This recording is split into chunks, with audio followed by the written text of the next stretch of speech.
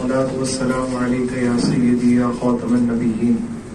تاجدار ختم نبوت زندہ باد زندہ باد زندہ باد لبیک لبیک لبیک یا رسول اللہ لبیک لبیک لبیک یا رسول اللہ لبیک لبیک لبیک یا رسول اللہ صلی اللہ علیہ وسلم۔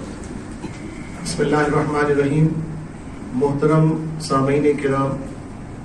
آج یہ تنظیمات اہل سنت کا مشترکہ اجلاس الحمدللہ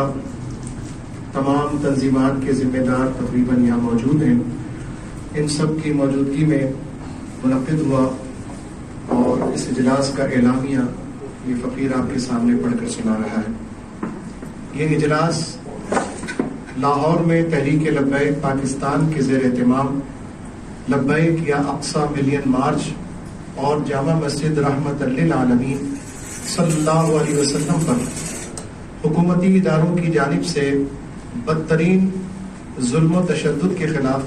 مشترکہ احتجاجی اقدامات پر غور و خوض کے لیے منعقد ہوا۔ اس اجلاس میں تمام تنظیمات اہل سنت کی جانب سے مشترکہ طور پر لاہور میں ہونے والے ریاستی تشدد اور اس کے نتیجے میں بے قصور مسلمانوں کے جانی نقصانات پر شدید غم و غصے کا اظہار کیا گیا۔ اس تمام معاملے پر اور ان تمام متشدد کارروائیوں پر اس کے فی الفور تدارک اور مسلمانوں کی جان و املاک کے تحفظ کے لیے حکومت وقت کے سامنے اپنے جذبات سے متنوع کرتے ہوئے ارباب اختیار سے مطالبہ کیا گیا کہ ایسے واقعات کی فی الفور روک تھام کی جائے اور ہر شہری بالخصوص مسلمانان پاکستان کے آئینی و قانونی حقوق کی پامالی اس کے استحصال سے محفوظ کیا جائے۔ حکومت ہوش کے ناخن لیتے ہوئے طاقت کے مظاہرے کے بجائے پرامن مذاکرات کی راہ اپنائے اور پورے پاکستان سے اس حوالے سے تمام گرفتار شدگان کو فی الفور رہا بھی کیا جائے اور مزید گرفتاریوں کا سلسلہ بند کیا جائے۔ اگر حکومت دانش مندی کا مظاہرہ نہیں کرتی اور مذاکرات کی راہ کو اختیار نہیں کرتی تو تنظیمات اہل سنت اس کے خلاف پھر مشترکہ اعلان کرتے ہیں کہ انشاءاللہ اس کے خلاف فوری اور بھرپور رد عمل دیا جائے گا۔ اس معاملے میں الحمدللہ تمام تنظیمات کا موقف مشترکہ ہے۔ ہم سب ایک ہیں۔ مسلمان کا خون کعبے کی حرمت سے بھی زیادہ ہے،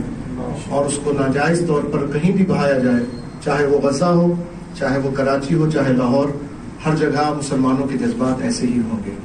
انشاءاللہ ہم سب مل کر اس حوالے سے مزید اقدامات بھی کریں گے۔ آج کے اجلاس میں جو قائدین اور علماء کرام تشریف فرما ہوئے، ان میں